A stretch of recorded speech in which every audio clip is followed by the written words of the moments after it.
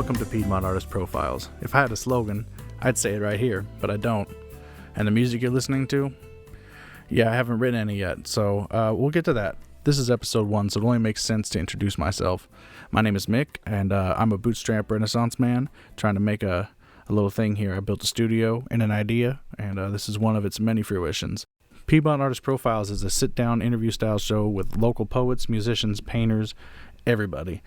Just like the different communities, I love open mics and meeting new people, and I think it's cool when I can meet people that can interact with each other and collaborate, maybe going down the road. I do not consider myself an artist. I'm merely a patron who really likes to talk to people, and I like podcasting, man. So this will start small. My plan is to put out at least one episode a week on Wednesdays, as long as I can make schedule jives. I think I can make that happen. As long as I can make that happen, we'll keep bringing you more and more artists, and we'll see where this grows from there. I also plan on putting out special episodes periodically. That'll be live recordings of open mics and performances, as well as interviews with the artists that are there. And so stay tuned for those. I'm hoping to put maybe one out a month or something like that.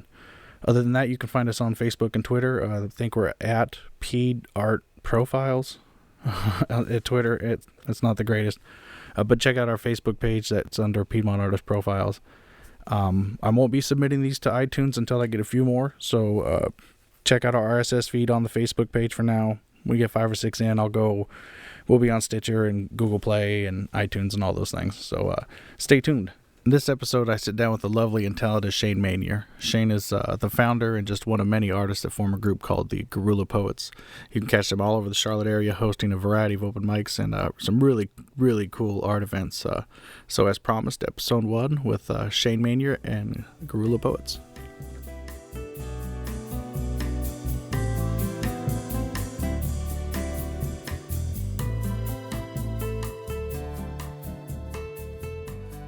All right, so we have in the basement, I keep wanting to call it Spacement, but that's stealing from Doug Benson. We have Shane Manier from Guerilla Poets in the house to talk about what they've got going on. What's going on, Shane? A lot. We've got a lot coming up in 2017, so a lot of this month especially has just been planning. So we got a lot of exciting stuff. We got some new contracts with some art galleries, Charlotte Art League, and we have some contracts with a lot of libraries. So we'll be doing a lot in the community this year. Wow. So right on. So who exactly is Guerilla Poets? Well, we started as I think there was only 4 of us, and it was in 2012. And I sent a call out on Facebook to see how many poets were really sick and tired of some of the things that they were seeing in poetry circles, dealing with a lot of cutthroat kind of things, a lot of ego. The slam was getting a little out of hand, where it's like competition poetry. There was a lot of people who needed spoken word and poetry and the arts in their lives to make a difference, and you had all these great talents who weren't using their talents for anything other than self-gain. So I was getting really frustrated, and I sent a call out to see if anybody would be interested in starting a poetry group with me and doing something that was more self-sacrifice and bringing poetry kind of back to the people. And when I did it, I got a pretty good response, but when I told them that we were going to do flash mob poetry, a lot of poets were like, oh, no, I can't do that. But eventually I did find 3 other poets, and so that's what started it. So we originally started out as a flash mob, and we did our first flash mob on the light rail in Charlotte, and it has just snowballed from there into a lot of outreach work in communities and fundraisers and giving artists a platform, and also doing a lot of work with at-risk youth and shelters and juvenile detention centers and all of that. So we don't really do a lot of the flash mob anymore, but every once in a while we still do, and haven't yet to be arrested. So You're doing all right then. Yeah. So you've got a UK branch. How did that come about? Well, one of the poets that was in our group back when it was all poets, like now we have artists and musicians and singers, and we even have a photographer. But back then we had a poet. His name in the group was Agent Orange, and he was friends with a punk band in the UK who were pretty well known, and they started really watching what we were doing and really enjoying it. So one of the guys over there was like, hey, we should do some of the stuff over here, and how can we link up, and how can we do some collaborations and, you know, join forces. So that's kind of how that happened. The poet in contact in the UK, his name is Mole, or AKA Des Lane, and him and a few others like Deaky Dobson and Mike Orvis, a few of those kind of really keep Guerilla Poets UK going. I think this summer we're going to plan some collaboration projects with them. We did like a traveling journal where like we filled it with poetry and then we shipped it over there, and then they're like just passing it around, and they're going to fill it up and send it back. But we also do like video collaborations where like me and Deaky did one on the American foreign policy, and I recorded my parts, and then Deaky recorded his, and then we edited it and spliced it together. So we still like do things together that way to kind of bridge the gap. But we do plan on going over there at some point, because it'd be really cool to get together in person and do some stuff. That would be awesome. So have you ever met any of them in person? I have not. Isn't that cool? Yeah. That's a cool world we live in. Yeah. For everything else that's going on, it's a cool world we live in. So you mentioned a little bit the community outreach. You guys are actually a non-profit, right? A 501c3? Yeah, we just turned non-profit last year. That's awesome. And so do you kind of focus your outreach? Sometimes when we have like a meeting, we'll see what the members feel like what their passions are, like if it's with the youth or with the elderly or the homeless, or at-risk youth and teenagers. And then other times we get contacted by organizations, even some centers themselves, that need work and need like art supplies, or they need someone to come in and inspire whoever is there through the arts. So basically, if we see a need, we try to meet it. A lot of times, too, we try to combat political things with our work. So, like, if they cut funding in the schools, we try to fill in the gaps where they take the cuts out. So it's good stuff. Very good stuff. I've got a clip here of you and Daniel Gurley in the attic, I think, playing a song. Is it cool if I play that? Yeah, that was really cool. We have a friend, CJ Peters. That's his old beautiful Victorian home. He actually has this secret stairwell. Oh yeah? Yeah, that leads up to this jam attic. And we were over there that night. He was helping us build stands for the A Mile in My Shoes project, which is displayed there as well. So that's really cool.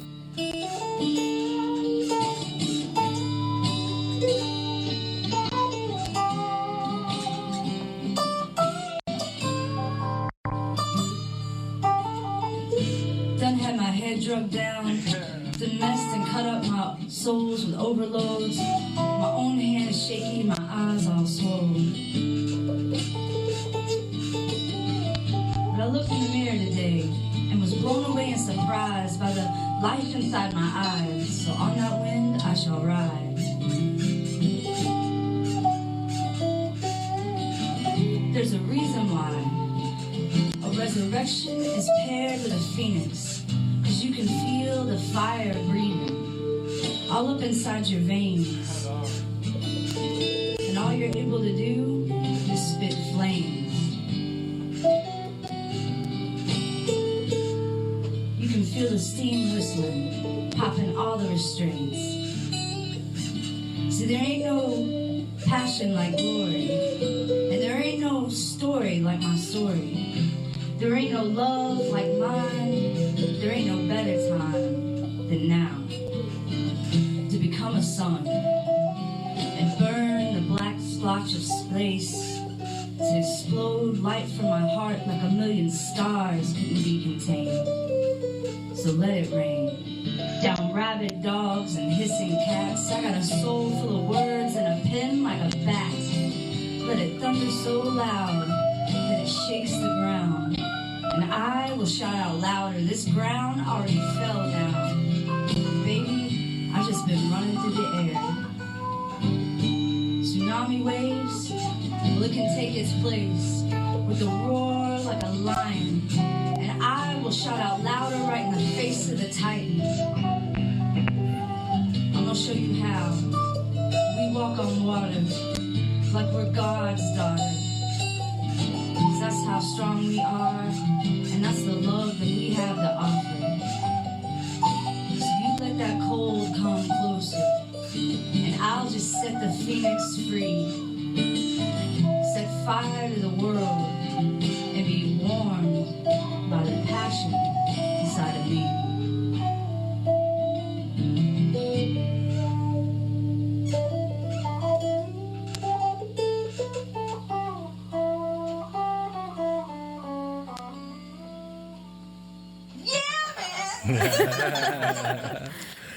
I get excited playing with them. It's awesome. He's a trip. CJ's a trip. He seems cool. I like the expression of joy there at the end of it. It's just, it's so real. I don't think we get that in our normal lives anymore. A lot of people don't. That's very true. Very true. A lot of the members too in the group that stay giving and giving and giving and always are out in the community, and they're doing a lot of political pieces or really, really heavy pieces or uplifting pieces. Like, it really does take a lot out of you. So moments like that, when you get to like chill out and hang out and create something that's really laid back, it's a beautiful thing to kind of rejuvenate. Yeah. So. Everything, there's too much is too heavy right now. So I got the little poster up there from the A Mile in My Shoes. You guys do some really cool art stuff. I like the blackout poetry. Then you did something where you had some police officers that looked like come in with some kids maybe? Yeah, we actually got into that through one of our members, Ja. He got contacted to come be a part of this program through the Arts Enrichment Program, and it's where they bring juvenile detention youth and police officers together to form bonds and understanding and to do community outreach work. And the artist that's in this picture as well, Sharon Dow, she's doing a mural with them. And that's how we met Michael from Shift. And he's the guy who helps out the juvenile detention teens and brings them to get involved in more enrichment things instead of just picking up trash on the side of the road. Right. And so we are actually starting workshops with the teens in March. So we'll be doing poetry and art and things like that with them. And that's how we got that contract, is when we got brought into their program, the officers and everybody enjoyed it so much that they wanted us to come back. And then we were like, well, how do we get involved? And that's how that came to be. So. It's pretty cool. I think that's probably one of the most important things we can do right now is bring people together through art, because it seems like nothing else. Civil discourse isn't working, apparently. Yeah, definitely. And like there were some dialogue too that was very important that needed to happen. It was really intense, but it was honest, you know. And I think the youth especially need to see that willingness to come together, because they're not seeing it in the news, definitely, or anywhere else. No, they're not. I watched your banana drop videos. Yeah, that's the flash mob. Yeah, stuff. I like that. And it was just in like a coffee shop. I almost said what kind of balls, but what kind of courage does it take to kind of do that, or to just come off the hill? I think you have to be fed up. Yeah. I do. I think you have to be fed up. One thing I do miss about doing a lot of the flash mobs is it was a great way to initiate new members.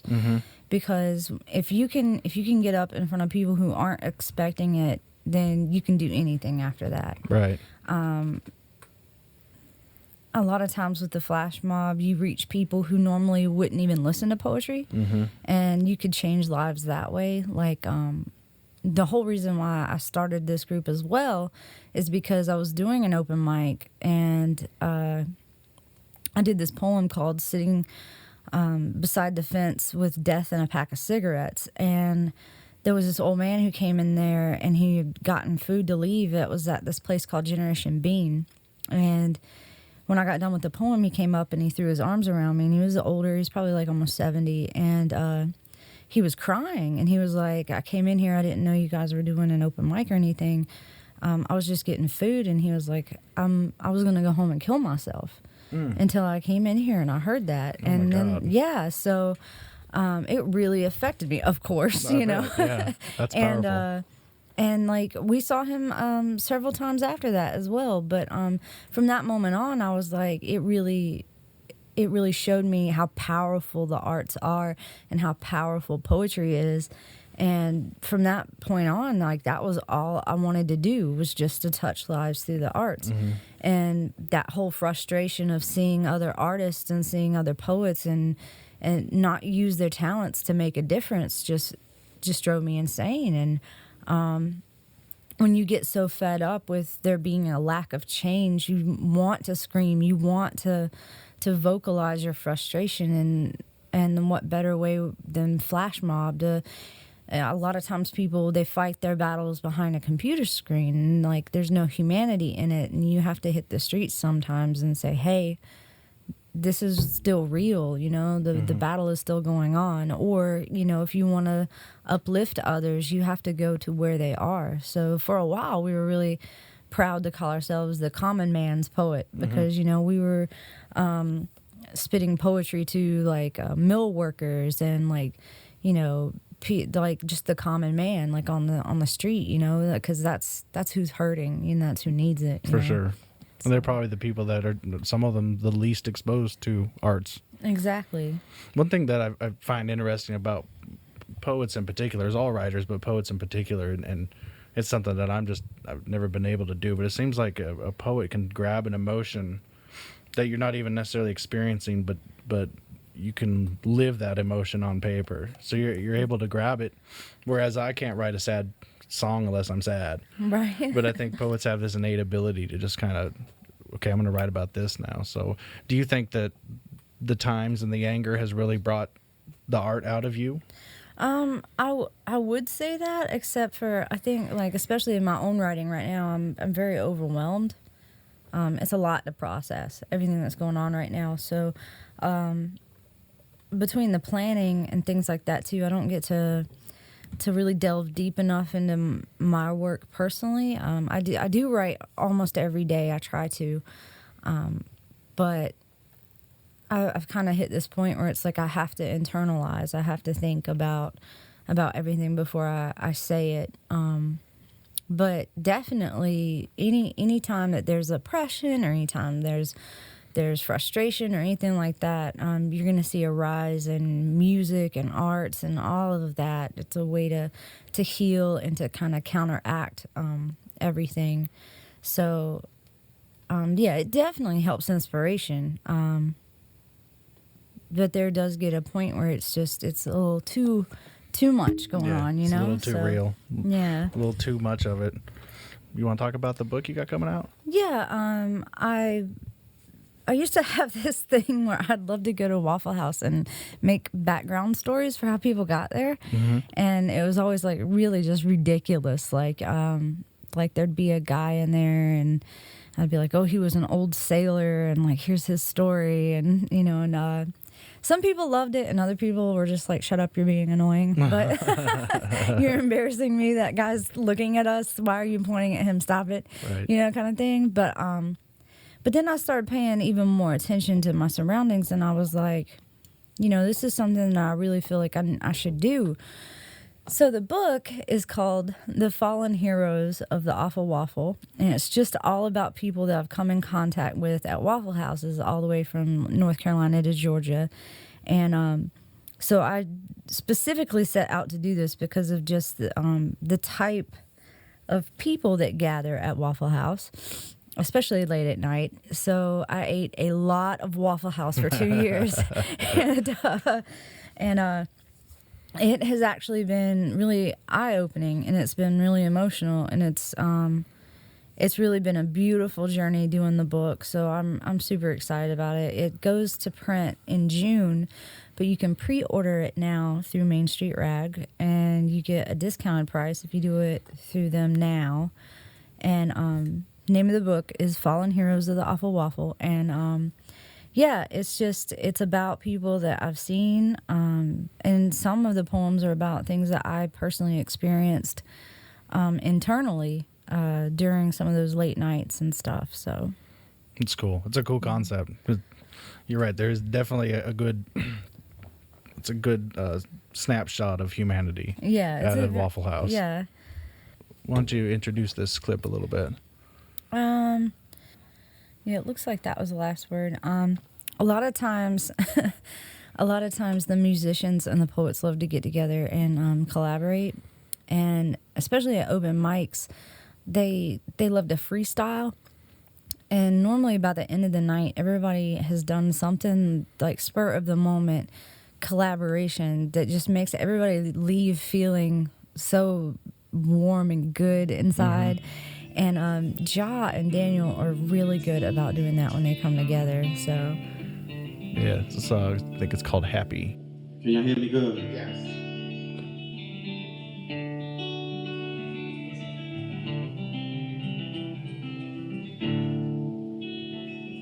Someone forgot about the lonely heart. They forgot that it still beats and pulsates at a certain range. Somehow they forgot that it would take devastation for this to change. Well, disaster appeared at my doorstep. It bombarded its way in, far too heavy so my rooftop caved in. It bore the complexion of love and devotion. I liken this to innocence of passion, bellowed deep in God's blue ocean. See, someone forgot that the relish of sacred smiles begins in the abdomen of lonelies and maybes. They didn't tell the truth about broken hearts that marinate in hurt's gravy. See, when souls lose every reason to smile and hymns become the blueprint of durability, blue funk rhythms play the only tunes that mimic your heart's melodies. Someone forgot that the downpour of goodbyes are now the downpours engulfed in glee. What love used to be, capsizing the pretty landscapes that mirrored what we used to be. And see, foolishly, I await a holiday hoping that it will come to my reality. But how do we replace mistakes that have redirected our principality? Tell me you don't remember happy. Pretty like summer flowers sprouting 1 month early. The bright colors and fragrance that captured life. You remember happy. The sweet kisses on tender spots. The droplets that have never been touched by any other. The smiles that made love to your soul. We talking about happy. The beginning of new tomorrows, the stories and dreams, the sudden impacts and instant professions after secret whispers from last night's promises. We talking about happy, y'all. Supersized chuckles equal to none, fun from sacred escapades, heavy breaths from breathing hard, holding your back tight, the caress from beyond feeling better. You remember happy. The butterfly with ball eagle wings, stretching past imagination and pleasure. The love that made him ask why, only to make sure that the position was filled. We talking about him. The keeper of unmentionables, the pulsating of heartbeats, the vibration of voices dancing, the collection of friendly advances. It's all is called happy. The link that is no longer claiming missing. The motion of embrace when nothing else seems to fit. Trust and believe, if you take a moment, you will find happy right in the center of it. We're talking about happy. Yes. It's good, man. yeah. All right, so what do you got coming up? Well, we have an open mic tonight, one of the 3 that we do. Encore. We've mixed a potluck with it, which is pretty awesome. We started that when the riots, well, they say riots, it really was not a riot. It was, right. Yeah, but when the protests were going on in Charlotte, And we were like, look, we need to kind of bridge some cultures together, because my timeline on Facebook was very divided. It was like two complete opposites. So I was like, we need to figure out a way to do something about this and to kind of like educate and bridge that communication gap. So we call it an international interracial potluck. So the idea is to bring a dish from your cultural background, and we sit down, we have dinner together before the open mic. And it's really cool, and it's a lot of fun. And you learn a lot about culture as well. But we've got that tonight. And then we have an off-the-wall paint-off coming up March 4th. I'm super excited about that. That is so much fun. We get 6 local artists together, and they are challenged to live paint zany off-the-wall concepts that the audience provides. Oh, that's cool. Yeah, so it's a lot of fun. Like, for example, like last time we did this, we had like such a huge, people were like, please do this again. Please do it in this town and this town. So we do it 3 times a year now, and we're rotating them between Kannapolis, Salisbury, and Charlotte. So this time it will be at Mean Mugs in Salisbury, March 4th, 7 to 9. But last time, some of the suggestions that were chosen, the artists all have like a little bucket beside their easels, and the audience like throws their suggestions in the bucket, and the artist has to like blindly draw one out. So the suggestions last times that got picked were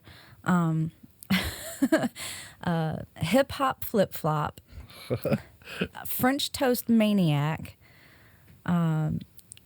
Was it? I think it was a frog chase. No, it was a cat chasing a frog, chasing a ball into a sea of collard greens. She was really upset about that. She was like, "How am I going to do this?" And I was like, "You go paint, woman. That's what you're going to do." Somebody got the Easter bunny. Enoch in our group got the Easter bunny. He turned it into like a Donnie Darko kind of anime kind of. Really? It was really cool. And then what was the other ones? I think it was Sue McHugh. She's gonna be joining us again this round. She got a girl crying stars into the Grand Canyon. Whoa. Yeah, that was really cool too. Whoa. So you never know what it's gonna be like, and we have poets and musicians, and we've like set it up to where it's like an open mic thing too, where it's like just come jam with us, come share, have a good time. And the entry, it's $5 or a donation item, which could be like shampoo, deodorant, anything like that, because all the proceeds are going to be going to Discovery Home Care, which is a homeless shelter for teens in Charlotte and Gastonia. So it's a shame we need 2 locations. yeah, right. Yeah, it's unfortunate. You got anything else coming up? When's the book come out again? The book comes out in June, but you can pre-order it now. Let's see. The other things that we have coming up are mostly just workshops with the juvenile detention youth. We do stuff with Time Out Youth every month. Charlotte Art League in April, we're going to start a monthly event with them where it's like poetry and music and all types of art forms centered around what the youth do at our art workshops. And we're calling that Vibrations. But that starts in April. We have mostly it's workshops and things like that coming up in spring and summer. We also do a Save the Humans thing, and that's like a self-sustainability thing as a way to try to encourage people to kind of pull out of capitalism and the system and all that and grow their own food. Here's how you make your own, laundry detergent, things like that. And we do a lot of like encouraging of people to turn their neighborhoods into communities and kind of empower people through that way of teaching them how to do things for themselves as well. So that'll be a lot of that will come in summer as well. Cool. So. All right. Well, Shane Manier, Guerilla Poets, thanks for stopping by. Thank you. All right, Shane Manier, Guerilla Poets. You can catch them on the 4th of March. They're having a off-the-wall event at the Mean Mug in Salisbury. On the 7th of March, you can catch them at West Boulevard Library in Charlotte. And on the 8th of March, they'll be at Mugs Coffee, also in Charlotte. And be sure you go and check out her new book called Fallen Heroes of the Awful Waffle. You can find that at the Main Street Reg. It's an online bookstore. You can find links to all of these things in our show notes. Be sure to like us on Facebook, follow us on Twitter. Also, check out Guerilla Poets. They're also on Facebook. Thank you to Shane Manier and Guerilla Poets for coming out for this first episode.